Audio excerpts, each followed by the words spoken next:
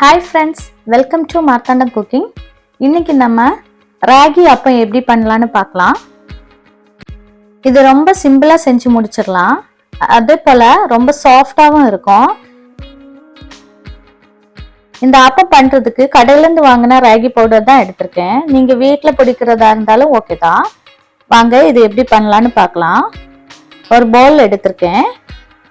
இந்த பவுலில் 2 cup ragi powder சேர்த்துக்கலாம்.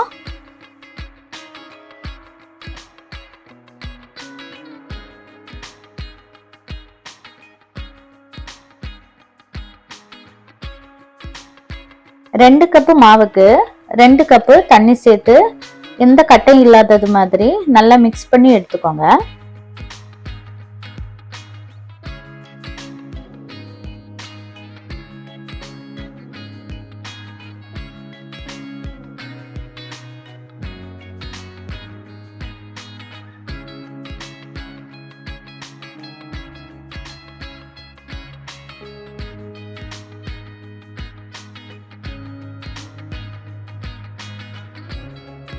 நல்லா மிக்ஸ் பண்ணி எடுத்தாச்சு. இப்போ நம்ம ஒரு 10 மினிட் மூடி போட்டு சோக் பண்ண வச்சுக்கலாம்.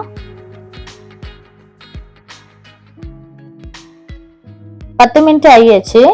இப்போ நம்ம ஒரு மிக்ஸி ஜார் எடுத்து சோக் பண்ணி வச்சிருக்கிற மாவை அதில் சேர்த்துக்கலாம்.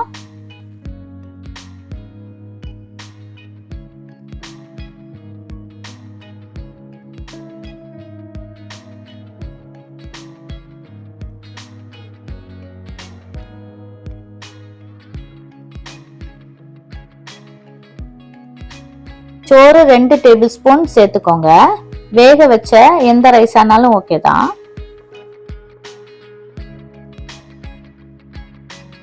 அப்புறமா ராகி எடுத்த அதே கப்பு நிறைய 1 கப்பு தேங்காய் சேர்த்துருக்கேன். 2 கப்பு ராகி பவுடர் எடுத்திருக்கேன். அதுக்கு 1 கப்பு தேங்காய் சரியா இருக்கும். கொஞ்சமா ஈஸ்ட் சேர்த்துக்கோங்க. இன்ஸ்டன்ட் ஈஸ்ட் எடுத்திருக்கேன். 1 டீஸ்பூன் சுகர் சேர்த்துருக்கேன்.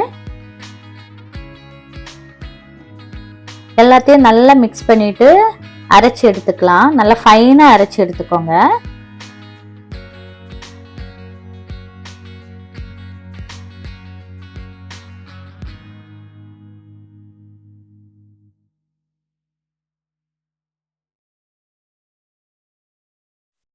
நல்லா ஃபைனா அரைச்சி எடுத்தாச்சு. பாருங்க, இதுதான் அதோட கன்சிஸ்டன்சி. இப்போ நம்ம மூடி போட்டு ரெஸ்ட் பண்ண வச்சுக்கலாம். நல்ல சூடான இடம்னா 1 மணி நேரத்தில் ரெடி ஆயிரும்.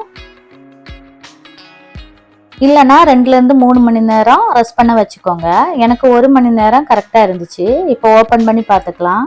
பாருங்க, நல்லா பொங்கி ரெடி ஆயிடுச்சு. இப்போ நம்ம அப்பம் பண்ணதுக்கு ஸ்டார்ட் பண்ணிக்கலாம். நான் உப்பு போடலை, ஸோ இப்போ உப்பு சேர்த்துக்கோங்க. சேர்த்துட்டு தேவையான அளவு எடுத்துக்கோங்க. பேன் வச்சிருக்கேன். பேன் நல்லா சூடானதும் 1 ஸ்பூன் மாவு ஊற்றிக்கலாம்.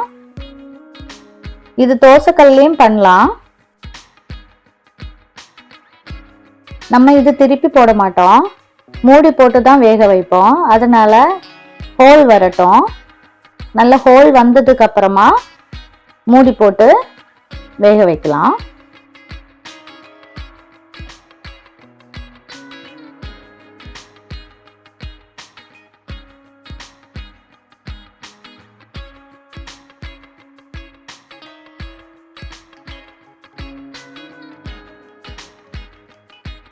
இப்போ நிறைய ஹோல் வந்தாச்சு. இப்போ மூடி போட்டுக்கலாம்.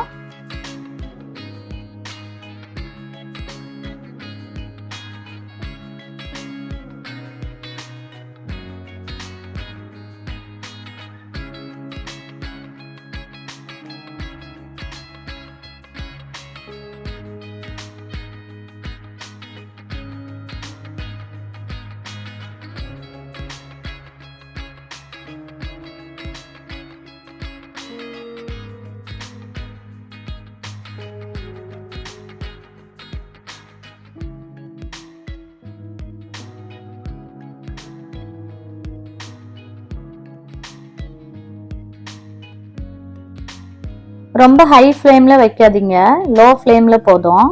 இப்போ வெந்தாச்சு, ஓப்பன் பண்ணி பார்த்துக்கலாம். பாருங்கள், சூப்பராக ரெடி ஆயிடுச்சு. நான்ஸ்டிக் பேன்னால் எண்ணெய் ஊற்றிக்கல. நீங்கள் தோசைக்கல்ல பண்ணுறதா இருந்தால் எண்ணெய் ஊற்றிக்கோங்க. இப்போ மிச்சம் இருக்கிற மாவெல்லாம் பண்ணி எடுத்துக்கலாம்.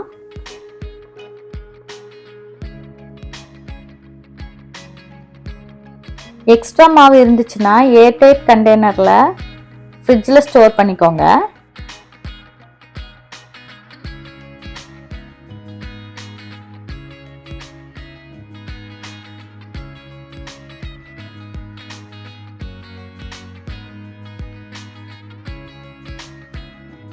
இந்த அப்பம் ராகி மாவுனால ரொம்ப பசி எடுக்காது. வெயிட் லாஸ் பண்ணுறவங்களுக்கெல்லாம் இது யூஸ்ஃபுல்லாக இருக்கும்.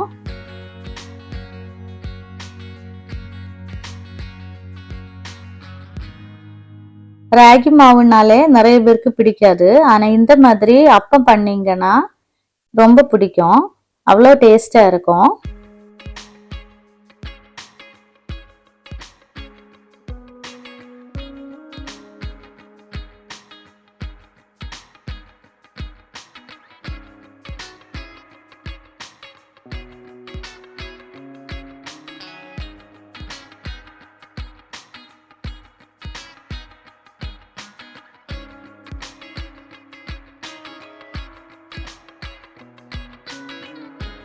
இன்ஸ்டண்ட்டாக பண்ணுறதுனால ஈஸ்ட் சேர்த்துருக்கேன்.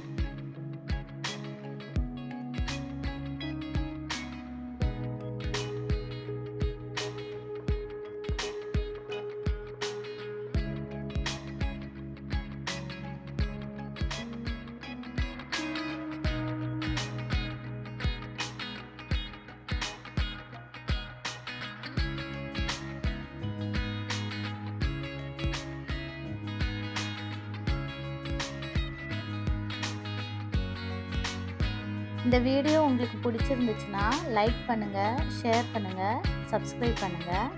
தேங்க்யூ.